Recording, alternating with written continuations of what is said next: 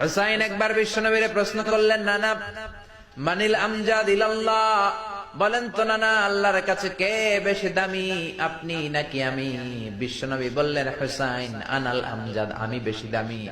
হুসাইন বলল, নানা জি আমি মানি না, আনা লা ওয়াফিক, আমি মানি না নানা।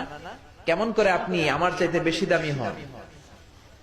আপনার চাইতে আমি বেশি দামি।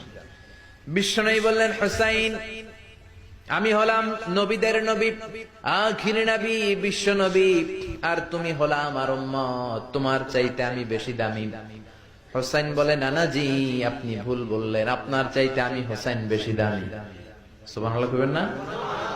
বিশ্বনবী বললেন, কাইফা যালিক, কেমন করে এটা? হুসাইন বলল, নানা জি তাহলে বলেন তো আপনার আব্বার নাম কি?